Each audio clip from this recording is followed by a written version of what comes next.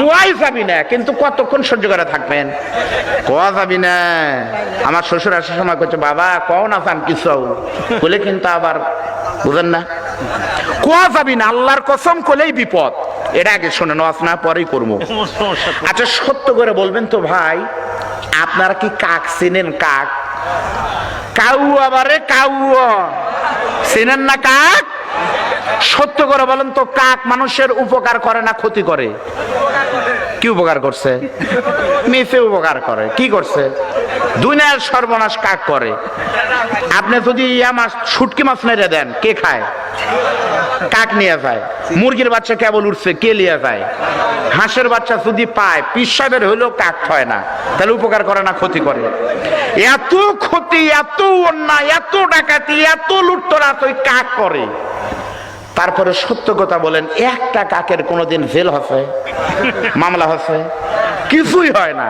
আপনি যদি রিজু ভাইকে বলেন যে ভাই আপনি উপজেলা চেয়ারম্যান কয়েক ছিলেন, যে কোনো বিপদ হলে আমার উপজেলার যাইও, তাই আজকে শিবগঞ্জ আসলাম একটা বিচার, একই কাক আমার বাড়িতে এক খালি মুরগির বাচ্চা খেয়ে ফেলছে, এই কাকের বিচার চাই। চেয়ারম্যান কি বলবে? যে আপনার যারা কথা, বাবা আমার মা মুরগির বাচ্চা পালে, তাও এখনো টোপা দিয়া থয় কাকের ভয়ে, আপনার বিচার আমি কি করবো? তাহলে ওই কাক আপনার মুরগির বাচ্চা খায়, হাঁসের বাচ্চা খায়, আবার আপনি ঘুম আসতেন, খাইয়ে দেয়, টাকা দিবেন, ওই কাকি কাকা করতেছে। তার মানে আপনাকে বলতেছে খাসি তুই ঘুমা পারবার দেবো না। আপনি যদি দেয় এখন খাস, হেস হেস, কাকেই লাঠি থেকে ওই ডালে চাপ দিয়ে এটাই বুঝায় যাবো না রে পাগলা, খালি ডাল পরিবর্তন করতেছি, পারলে তুই ঠেকা। থানার যা মামলা নাই, নেতার কাছে যা গ্রেপ্তার নাই, আমি সেই মাল খামু, ধর্মু, নুমু, কেউ কিছু করার পারবি না। জোরে বলেন কথা ঠিক না? আর আরেকটা পাখি আছে কাকের মতোই দেখতে, কালো। আপনারা বলেন তো কোথায় কয়? যদি চিনা থাকেন আসসালামু আলাইকুম কয়, আপনারা বলেন তো ওই পাখির নাম কি? ময়না। আপনারা সত্য কথা বলেন তো, ময়না আপনারা দেখছেন? যদি দেখে থাকেন কোথায় দেখছেন? চিড়িয়াখানায়। কার ভিতর দেখছো সোনা? আমি সর্বপ্রথম 2003 সালে দেখেছিলাম আমার দুলাভাইয়ের সাথে ঢাকা মিরপুর চিড়িয়াখানায়। আমার দুলাভাই বলতেছে, রশিদি দেখো কি সুন্দর, আসসালামু আলাইকুম। ময়না কো আসসালামু আলাইকুম।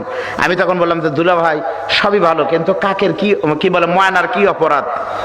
জেলখানায় বন্দি। আমি তখন মনে করলাম কোনো অপরাধ করছে হয়তো।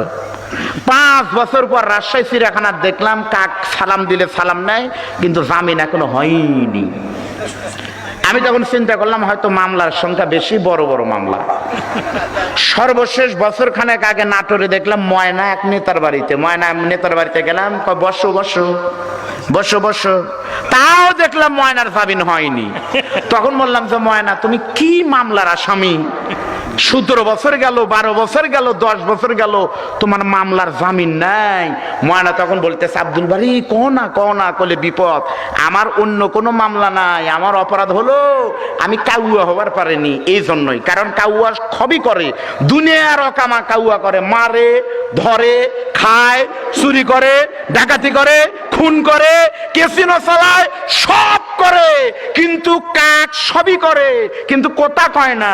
আর আমি খাই না, ধরি না, সই না, কিছু কই না, খালি ওই অন্যায়কারীদের বিরুদ্ধে কথা বলার কারণে কাক বাহিরে, ময়না ভিতরে। জোরে বলেন কথা ঠিক না ব্যাঠি? বুঝলে বুঝছেন, না বুঝলে বুঝেননি। ওই বুঝলে তাহিরের মতো, বুঝলে কি বুঝপাতা, না বুঝলে